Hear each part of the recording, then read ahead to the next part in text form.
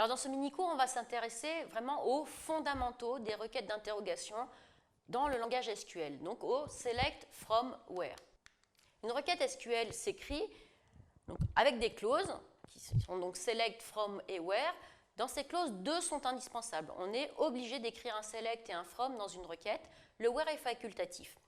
Alors en face de chacune des clauses, on va se poser la bonne question, que doit-on faire figurer? Et il est plus judicieux d'écrire d'abord, de remplir d'abord la clause from. Et la question associée à la clause from, c'est quelles sont les relations qui sont en jeu dans la requête, où sont les informations dont j'ai besoin. On va donc lister dans la clause from les relations qui sont source de l'expression de cette requête. Ensuite, on va passer au remplissage de la clause where, et là, il faut bien se poser deux questions. Est-ce qu'il y a des conditions de jointure? S'il y a plusieurs relations dans le from, il y a bien évidemment des conditions de jointure. La deuxième question est, est-ce qu'il y a des conditions de restriction? Et toutes les conditions de restriction seront juxtaposées dans la clause where. En dernier, on remplit la clause select et on met là les informations que veut voir l'utilisateur. La réponse à la question, c'est donc les attributs qui sont projetés en toute fin de requête.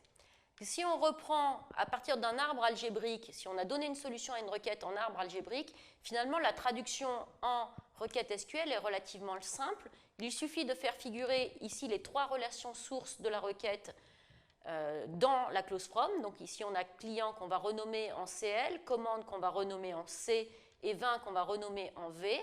Ensuite, dans la clause where, on va mettre les conditions de jointure, num égale n20 et num égale numéro de client, NCLI, plus les conditions de restriction. Donc ici, on va avoir ville égale Paris et cru égale Mâcon. Donc tout ça écrit en anglais, donc avec des AND. On se souvient que les chaînes de caractères, les valeurs de chaînes de caractères sont délimitées par des côtes, c'est toujours le cas en SQL. On finit par la projection finale en remplissant la clause select. Ici, on veut voir les noms et les prénoms. Donc on voit bien qu'il y a une traduction directe entre un arbre algébrique et une expression SQL. Alors si on veut regarder un petit peu plus loin, comment ça se passe? Ici, on va répondre à la requête « Donner les vins de cru Pommard ». Une fois qu'on sait que le cru est Pommard, en fait, ce que l'on veut voir, c'est le numéro, l'année et le degré.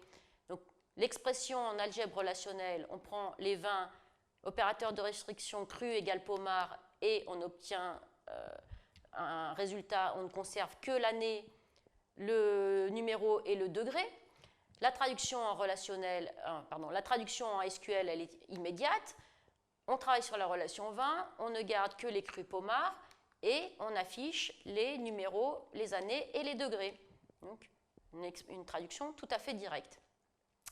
Quand on exécutera cette requête, le SGBD nous donnera un tableau résultat avec le schéma, donc l'entête, l'extension, tous les tuples, et en résumé, un nombre de tuples accédés. Donc ici, effectivement, là, on voit les numéros, les années, 1972, 1976, et les degrés des vins.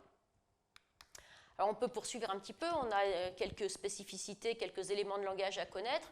Si on veut tout savoir sur tous les vins, on a un joker. À partir de la relation 20, on veut tous les attributs. Dans la clause select, on peut mettre une étoile.